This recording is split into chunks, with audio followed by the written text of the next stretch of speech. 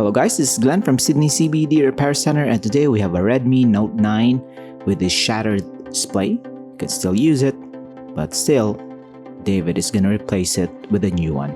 Let's go!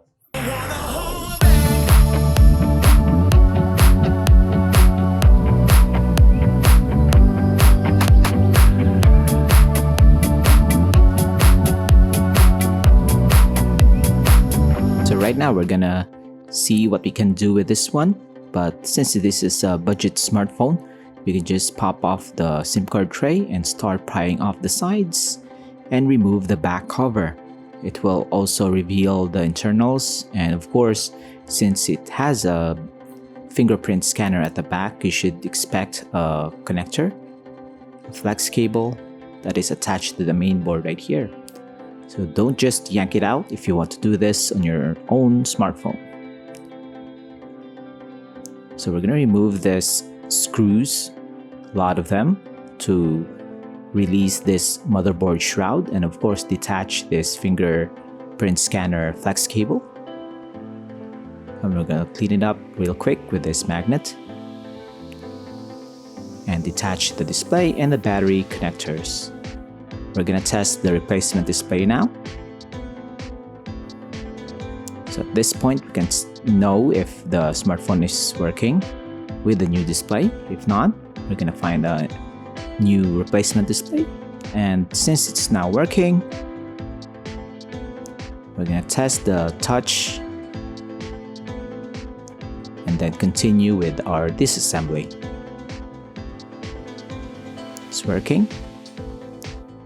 Touch is also responsive. So time for us to properly shut it down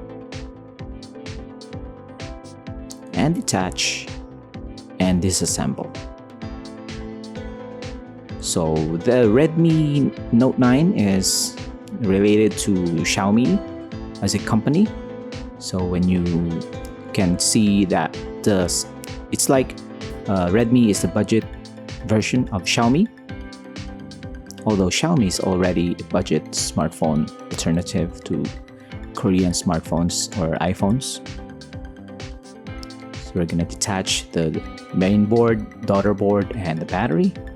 And of course, get these small bits and pieces, which is more tricky, in my opinion, than removing the major parts. Especially this one. These are your buttons. It's just in a different flex cable, which I don't know why they do this, but I think this is cheaper than making real buttons. But it's very, very fragile when you remove this on your own. So be very careful if you want to try this. I'm just gonna place it, align it on the replacement display. Make sure that it aligns on the main board because it's gonna make contact on the contact points on the main board. And here we're gonna reinstall the motherboard, the main board. Just gonna align the antenna cables so as not to squeeze them. We're gonna compare the layout so that David can properly sit it on in between these slots. And he did it.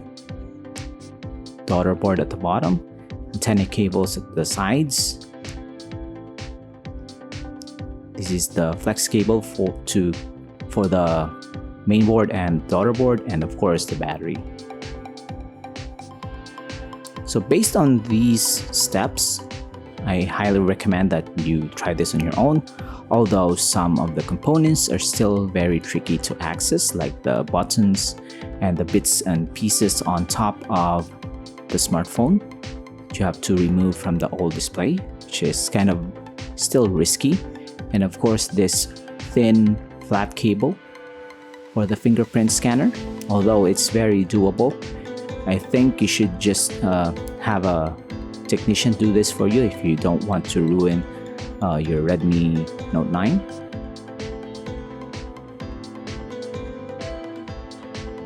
But for those who are enthusiasts or seasoned technicians, this is very easy to do. Also low risk since this is a budget smartphone. And of course, you can also know how to replace the battery because we already showed you how to remove it. We're gonna press it in.